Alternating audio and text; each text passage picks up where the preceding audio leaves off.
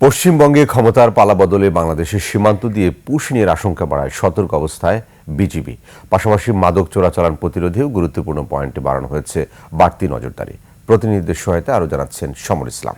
ঈদ আসবে, সাথে ক্যাশব্যাকও আসবে। নিজের বা প্রিয়জনের জন্য কেনাকাটায় এবারও নগদ পেমেন্টে পাচ্ছেন দারুণ ক্যাশব্যাক। তাই যাই কিনুন, পেমেন্ট করুন নগদে।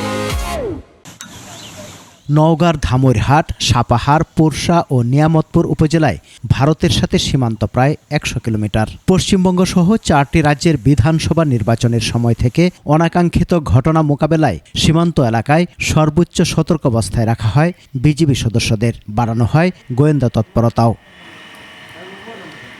বিধানসভা নির্বাচন পরবর্তী উদ্ভূত পরিস্থিতিতে সদর দপ্তর থেকে নির্দেশ পাওয়ার পর দিনাজপুরের হিলি সীমান্তেও নজরদারি এবং টহল জোরদার করা হয়েছে। চেকপোস্টগুলোতে তল্লাশিরও ব্যবস্থা করা হয়েছে। টহল জোরদার করা হয়েছে সাতক্ষীরা ও যশোরের বিভিন্ন সীমান্ত এলাকায়ও। বিষয়টি নিয়ে বিজিবির কেউ কথা বলতে রাজি হননি। ভারতের নির্বাচন পরবর্তী পরিস্থিতিকে কেন্দ্র করে কুমিল্লা ও ফেনী সীমান্তেও সতর্ক অবস্থায় বিজিবি। কুমিল্লার ১০৬ কিলোমিটার সীমান্তের মধ্যে আদর্শ সদর ও ১৪ গ্রাম, সদর দক্ষিণ বুড়িচং এবং ব্রাহ্মণপাড়ার বেশ কিছু জায়গা অধিক ঝুঁকিপূর্ণ হিসেবে চিহ্নিত করেছে বিজিবি।